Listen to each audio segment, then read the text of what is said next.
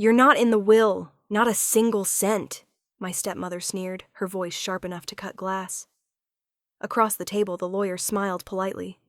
Ma'am, the trust already transferred $50 million. To her. The Henderson, Elias & Associates law firm smelled like old leather and expensive ambition. I sat quietly in the waiting area, surrounded by oil portraits of grim-faced partners who probably billed more per hour than most people earned in a month. Meanwhile, my stepmother, Callista, was holding court with her two children, Dorian and Chloe, giggling about what they'd buy once the money came through. The first thing I'm doing is getting that yacht, Dorian said, scrolling through his phone. The 60-footer we saw down in Miami.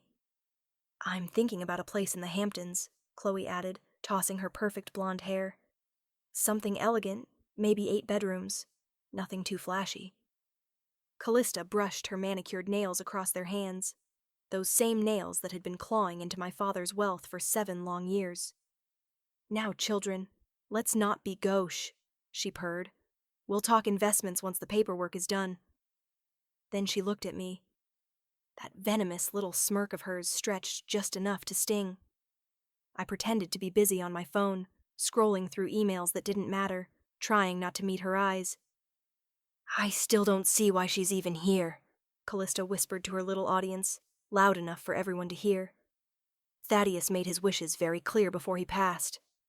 Thaddeus, not your father. Even now, she couldn't bring herself to say it. The receptionist appeared at the doorway. Mr. Elias will see you now. We all filed into the conference room, where James Elias sat behind a large oak desk, a folder marked, "The Last Will of Thaddeus Morrison," neatly spread before him. He looked every bit the composed attorney, but his eyes hinted at amusement he was trying, and failing, to hide. "Please, everyone, have a seat," he said warmly. "Water? Coffee? This might take a while." "Let's just get this over with," Callista snapped, sliding into the seat at the head of the table like she owned it. "I have a meeting with my financial advisor at 3. Of course." Mr. Elias opened the folder, clearing his throat. "First, allow me to express my condolences for your loss. Thaddeus was a client for over 30 years. Yes, very tragic," Callista interrupted, waving a hand. "Now, about the estate division?" Mr. Elias glanced at her, his expression unreadable. "Indeed. Let's begin with the will, dated 5 years ago." 5 years? I asked quietly. Wasn't it updated more recently?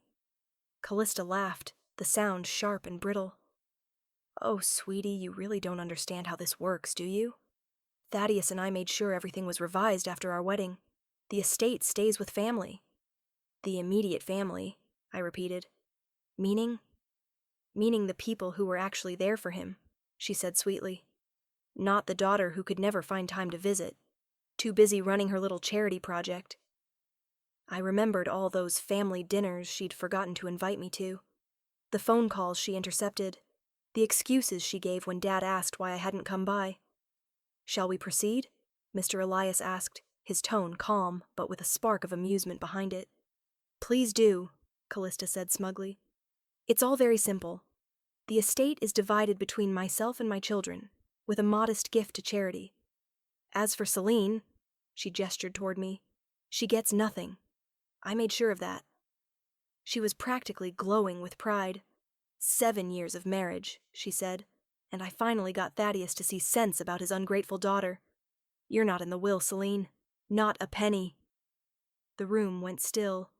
Dorian and Chloe exchanged triumphant grins, like vultures circling a fresh carcass.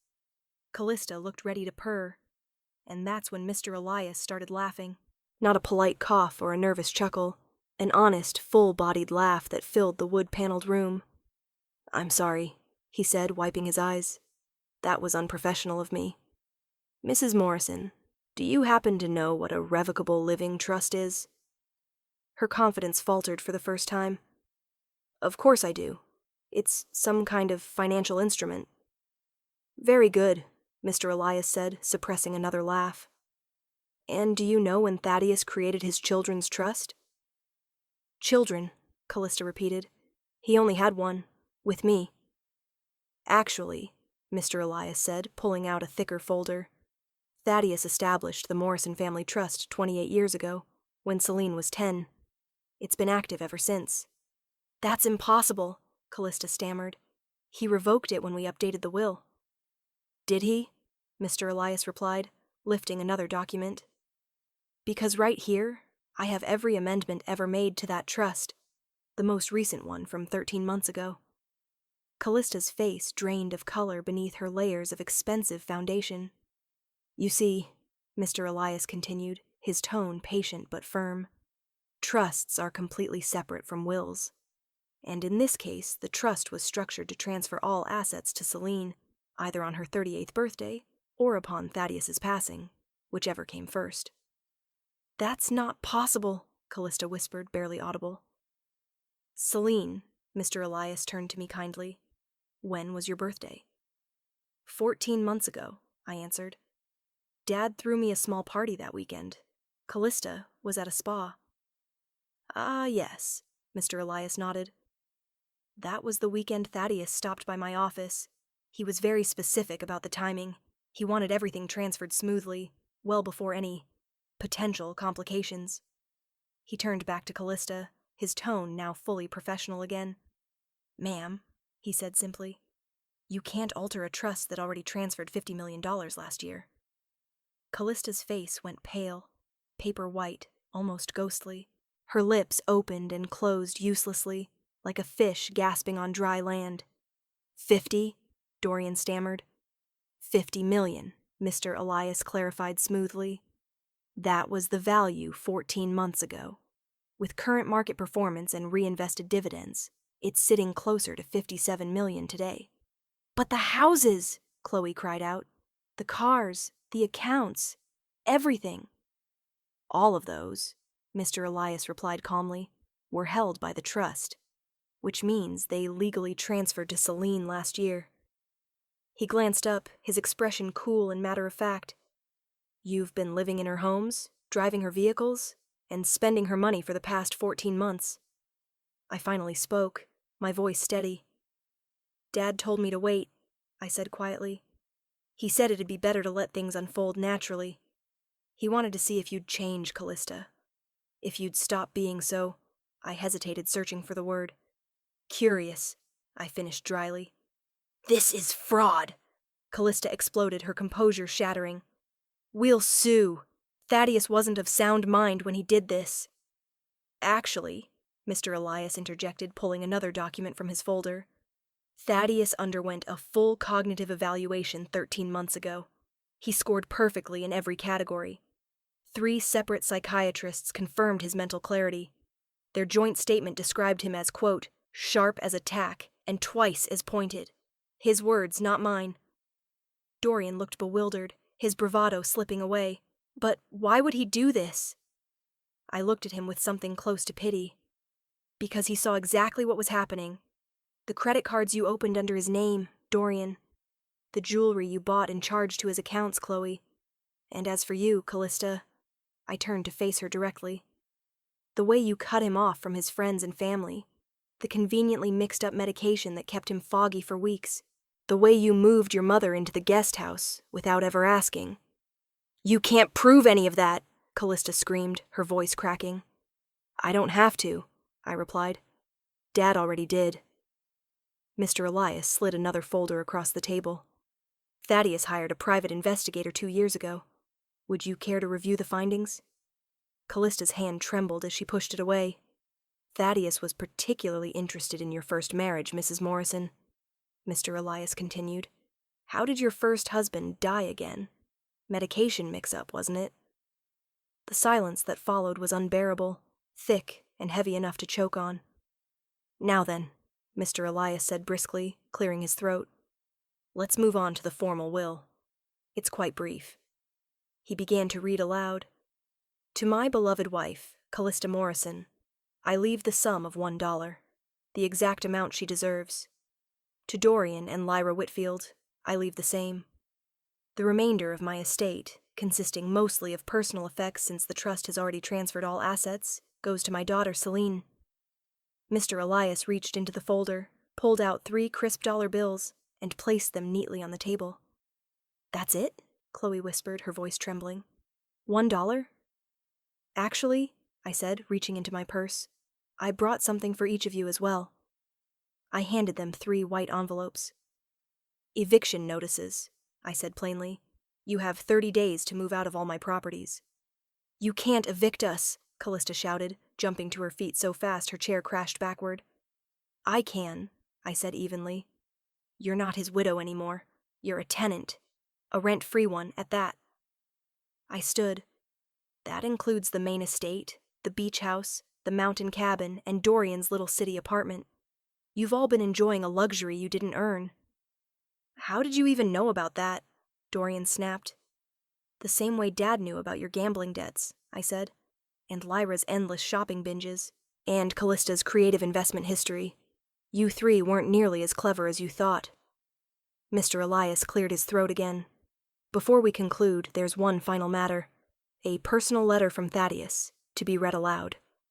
He handed me an envelope, sealed with my father's initials. My hands trembled slightly as I opened it. I recognized his handwriting instantly. Firm, careful, unmistakably his. I took a breath and began to read. My dearest Celine, if you're reading this, then everything went exactly as planned. I'm sorry for the deception, but I had to be certain who Callista truly was, and I needed to keep you safe while I found out. You were right to doubt my quick remarriage after your mother passed. What you didn't know was that I was already sick. The cancer diagnosis came just weeks after the wedding. I thought Callista might care for me. Instead, she revealed her true nature. Thank you for trusting me enough to play along, for pretending to be pushed aside when I began moving funds into your trust, for letting them believe they had won while you quietly secured your future. Callista, Dorian, and Chloe, I know exactly who you are. The investigators' reports have already been sent to the district attorney, who assured me they'll be reviewed after my death. I suggest you use your 30-day notice wisely. Celine, my daughter, you have been everything I could ever hope for. Strong, patient, intelligent, and above all, good. Take care of the fortune I've left you, but take even better care of yourself. With all my love, Dad P.S. Your mother's engagement ring is in my desk drawer, second from the left. Callista kept eyeing it, so I hid it. It's yours now, just as she always wanted. When I finished, the room was dead silent. Callista had sunk back into her chair, pale and motionless. Dorian was furiously typing on his phone, probably texting his bookie again. Lyra sat sobbing, streaks of mascara running down her cheeks like ink. Is there anything else? Callista finally croaked, her voice barely audible. Yes, Mr. Elias replied, pulling out one last document. A restraining order. Filed this morning. You're to have no contact with Selene after you vacate the properties. Any attempt to contest the trust or the will, Mr. Elias announced, will result in immediate legal enforcement. You planned this, Callista hissed, turning her pale face toward me. You and your father. You both planned this. He planned it, I said calmly. I just followed his instructions, the same way you followed the playbook you used on your first husband. Her eyes flickered, but she tried to keep her voice steady. Oh, you think Dad didn't know about Charles? The life insurance? The medication you gave him? That was never proven, she snapped quickly. No, I said, nodding slightly. It wasn't. But it's funny how history has a way of repeating itself. Or it would have, if Dad hadn't been smarter than you gave him credit for. I gathered my copies of the paperwork and stood. Mr. Elias, thank you. For everything. For helping my father protect what mattered most. He smiled, almost proudly. It was my pleasure. Your father was one of the sharpest men I ever met. Honestly, this was the most elegant estate plan I've ever seen. I turned to leave, but Callista's voice cracked behind me. Celine, please, I was his wife. Doesn't that count for something? I faced her one last time. It does, I said evenly. It counts for exactly what you put into that marriage. Lies, manipulation, and greed. Dad figured out your true worth, Callista. $1. Frankly, I would have given you less. They sat there, frozen, staring at those single-dollar bills like they couldn't believe this was real. I walked out, leaving the smell of leather, paper, and defeat behind me. Out in the parking lot, I sat behind the wheel of my car, no longer Dad's, no longer the Trust's. Mine. I exhaled a breath I hadn't realized I'd been holding for over a year. My phone buzzed. It was Maeve, Dad's nurse, the only one Callista hadn't managed to fire. "How'd it go?" she asked. "Exactly how Dad said it would," I replied, right down to her demanding proof. "He'd be proud," Maeve said softly. "He talked about you constantly those last few weeks. Said you were the only person who never wanted anything from him, except his time." My chest tightened. "I miss him," I admitted. "I know, sweetheart," she said gently. "But he made sure you'd be okay. That was all he wanted in the end. Not revenge, just peace of mind. The rest? Well, that's a nice little bonus." After we hung up, I drove to the cemetery. The wind was cool, and Dad's grave was covered in fresh flowers, just like every week. Callista had been telling people I never visited. Typical. I knelt beside the headstone. "We did it, Dad," I whispered.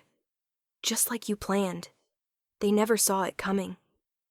The wind moved through the trees, and for a split second I could almost hear his laugh.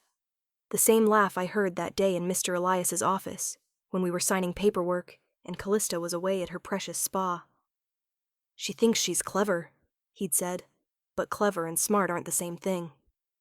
He'd smiled then, squeezed my hand. "You're smart, Celine. You know the difference between taking care of someone and taking everything they have." I placed a single coral rose on his grave, his favorite from Mom's old garden. I still grew them. Then I turned to go. Not to the estate, where Callista was probably tearing through drawers and closets in panic, but back to the small house Dad had quietly bought in my name years ago. That's where I'd been living, quietly, simply, while she thought I was barely scraping by. Meanwhile, the trust was quietly compounding interest month after month. Dad had been right all along. Clever and smart weren't synonyms. Callista was clever. Brilliant, even. But brilliance isn't the same as wisdom. I thought that would be the end of it, that walking out of that law office with a restraining order and a moral victory would finally let me breathe. I was wrong. I underestimated her. Clever people don't take humiliation lying down. It started 3 days after the reading. I was in the backyard, trimming the roses and deadheading the lilies, letting the quiet soak into me like medicine. That's when I saw it, the first envelope. No postage, just tucked inside my gate.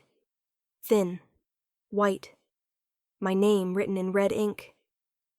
Inside was a single photo, me outside the grocery store, bending down to pick up a dropped receipt.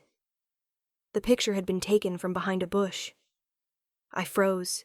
At the bottom of the photo, written in the same red pen, were 5 words. "Nice car. Shame if something happened to it." I called Maeve first. She was horrified. "You need to go to the police, right now." So I did. They took my statement and the photo, but the officer just sighed sympathetically. "Hard to prove intent with something like this," he said. "Could be a prank, could be nothing. Just keep a record of everything, okay?" Nothing.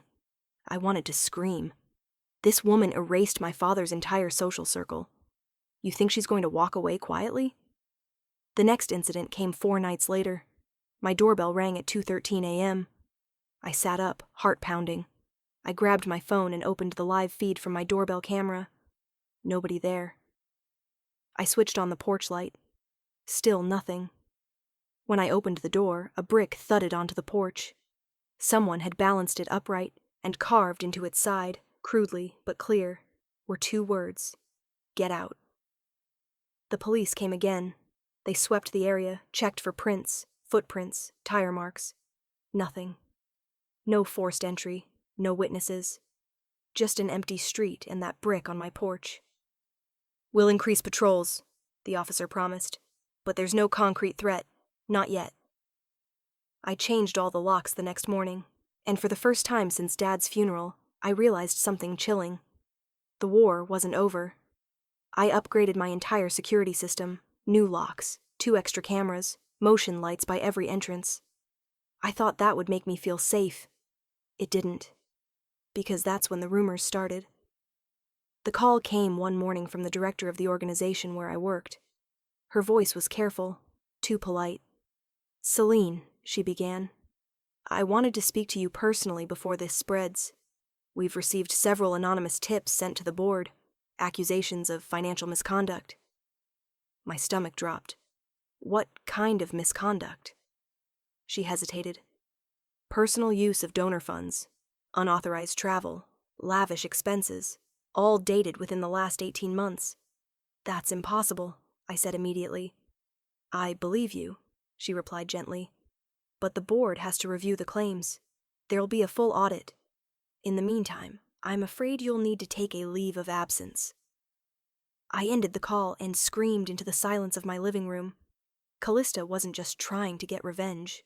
She was trying to erase me, one piece at a time. For a moment, I considered going public, posting everything online.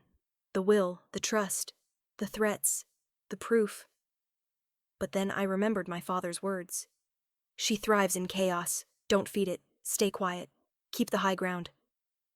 I managed 2 weeks of silence before the next blow landed. Dorian. He was waiting outside the building where my support group met, leaning against a black luxury car I recognized instantly, one of the old family fleet. He looked thinner, paler, but still wore the same smugness as a mask, a Rolex glinting on his wrist. "What do you want, Dorian?" I asked, not breaking stride. "We need to talk." "There's a restraining order," I reminded him. "Not for me," he said quickly. "Just for Mom. You should hear this." I stopped, just for a second, and that was all he needed. He slipped a folded sheet of paper into my hand. "Check that account," he murmured. "See what she's been hiding." I didn't sleep that night. I stayed up at my desk using everything Dad had taught me about tracing assets. The account was real. Offshore, Cayman Islands, beneficiary, Lyra Whitfield. Balance, $1.4 million. My pulse raced. I kept digging. There were 5 more accounts, each opened in the past 2 years. All tied to shell companies. All connected to Callista's mother, Lyra, or Dorian. And every single one funded through transfers from a charitable foundation Callista had co-chaired years ago. I just sat there staring at the numbers. She hadn't just planned to inherit, she'd been stealing long before my father ever died. And if I could find it, so could the IRS. I called one of Dad's old friends, a retired tax attorney named Alaric. "Are you finally ready to burn her down?" he asked, his tone dry as dust. "I want it all exposed," I said. "Every detail. Public." "Then you'll need the press," he said, "and the Department of Justice." We spent 6 long days assembling everything. Statements, transfers, reports, screenshots. Once the case was airtight, I sent copies to the district attorney, the IRS criminal division, and 3 investigative journalists. Then I waited. Until, one morning, it wasn't my door that someone knocked on. It was Callista's. She was arrested at the country club, right in the middle of lunch, still holding a mimosa. Someone caught the whole thing on video. By that evening, it had over 2 million views. Callista, dressed in a silk blouse and oversized sunglasses, being handcuffed by 2 federal agents. Dorian tried to intervene and got tackled to the ground. Lyra screamed, "This is a mistake!" But the facts didn't care. 3 counts of wire fraud. 2 counts of money laundering. 1 count of elder abuse. That last one hurt the most, because it meant Dad. 2 days later, the district attorney called me. "Ms. Morrison, thank you for your cooperation. This case would have taken much longer without your documentation." "Will there be a trial?" I asked. "Most likely not. Her attorneys are negotiating a plea deal. She knows we have her." I thanked him and hung up. Then I drove to the beach house, not for revenge, but to finish what was left. It still smelled faintly of her perfume. Artificial lilies mixed with something floral that always made my throat itch. I opened every window, letting the ocean air push the last of her out. Under the bar, I found the old photo albums. One had been torn in half, An old picture of Dad and me when I was 17, holding my college acceptance letter. He was smiling like he'd just won the lottery. She'd tried to destroy it. I taped it back together. The eviction notices held up, of course. Dorian and Lyra tried to fight them, claiming they had a right to maintain their lifestyle. The judge didn't buy it. Within a month, they were gone. The best part? The same reporters who filmed the arrest reached out for my story, and I told it. No venom, no dramatics. Just the truth, the rise and fall of a very long game. After that, messages started pouring in. Strangers, women, daughters, nurses, attorneys, people who had known their own Callistas. They called me brave.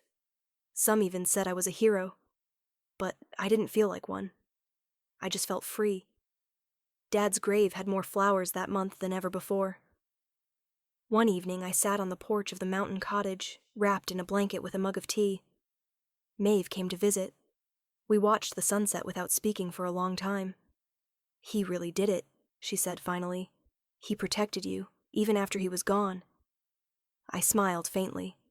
He always kept his promises. I reached into my pocket. There was another letter, a small, sealed envelope Alaric had found in the trust lockbox.